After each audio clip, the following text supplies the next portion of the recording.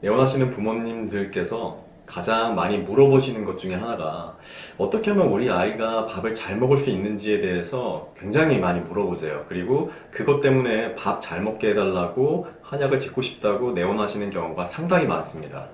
그런데 그 한의원을 사실 내원해서 보약이나 이런 거를 먹기 전에 집에서도 사실은 해줄 수 있는 방법이 있는데요.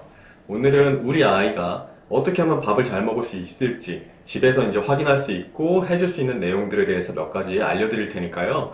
이 부분을 먼저 집에서 한번 해보시고 그래도 정 안 되겠다 싶으면 그 다음에 이제 뭐 다른 치료나 혹은 보약이나 이런 부분을 한번 생각해 보셔도 괜찮을 것 같습니다. 아이가 밥을 잘 안 먹을 때 가장 중요한 거는 우선은 언제부터 그렇게 밥을 잘 안 먹었는지를 파악하는 게 중요합니다. 크게 두 가지로 나누는데요. 처음부터 진짜 잘 안 먹는 아이들이 있습니다.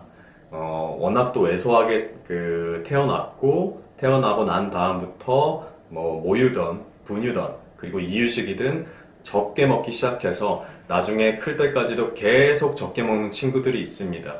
또 반면에 잘 먹던 아이들이 어느 순간 갑자기 뭐 특별히 뭐 변한 게 없는 것 같은데 어느 순간을 기점으로 해서 갑자기 밥을 안 먹는다라고 얘기하시는 경우도 있는데요. 이 두 가지 경우는 굉장히 다릅니다. 그렇기 때문에 이 두 가지 먼저 파악하시는 게 매우 중요합니다.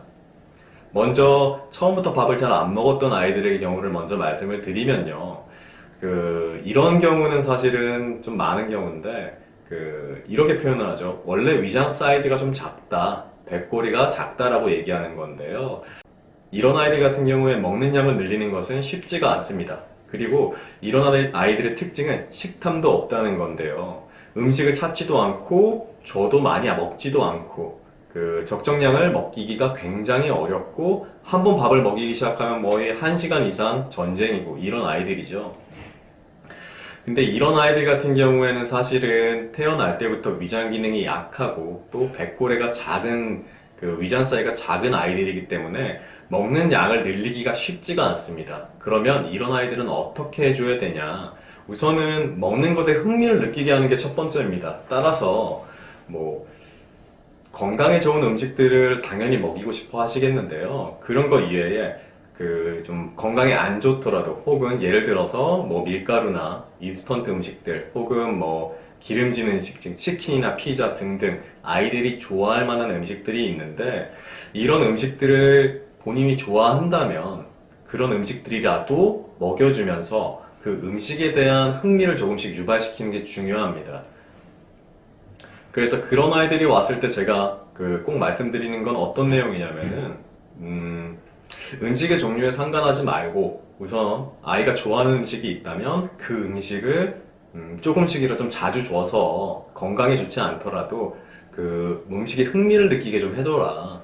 음식에 흥미를 느끼다 보면 자연스레 먹는 양도 조금씩 늘어나게 된다.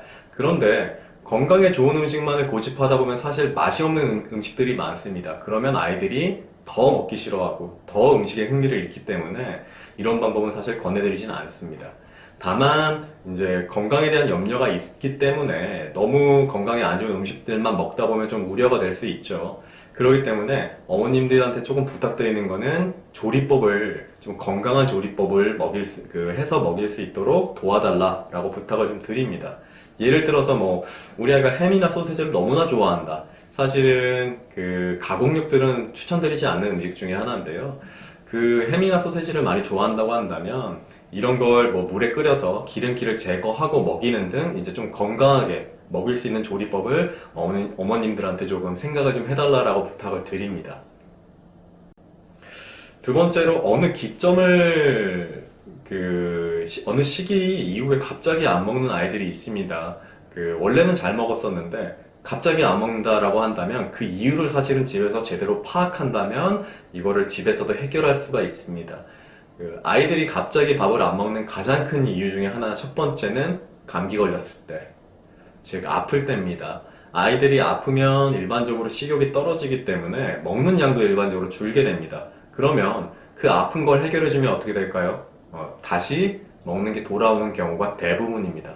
그래서 또 이런 분들이 있어요. 우리 아이가 잘 먹었는데 갑자기 안 먹어요. 이거 치료 좀 해주세요. 밥 잘 먹게 해주세요. 하고 내원을 했는데 알고 보니까 그 소화기에는 전혀 문제가 없고 감기나 혹은 그 이외에 어떤 건강적인 부분만 치료를 해줬더니 식욕이 금방 돌아오는 경우가 있습니다. 따라서 우리 아이가 혹시 아프고 난 다음에 갑자기 안 먹진 않았을까 이거 한번 확인해 보시고요. 그 부분만 집에서 해결해 주셔도 먹는 거 보통은 다시 돌아옵니다. 음, 그리고 두 번째는 갑자기 배탈이나 채기가 생겼을 때입니다. 우리가 이제 체한다라고 얘기하는 게 사실 한의학에서는 굉장히 중요합니다. 없던 증상이 갑자기 생겼다라고 하면 크게 두 가지 중에 하나라고 보는데 아이들 같은 경우에 감기 걸렸거나 체거나 이 둘 중에 하나입니다.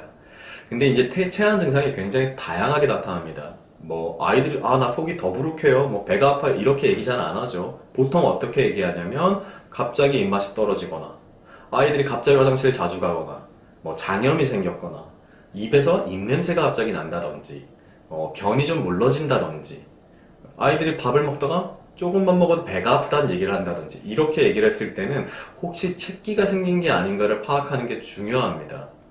사실은 그 채기를 정확하게 집에서 진단하기 좀 어려워요. 그래서 몇 가지 좀 힌트를 드리자면 첫 번째는 아이들이 배 아프다 이런 얘기를 자주 하는 경우 혹은 대변 상태가 보통 많이 변합니다.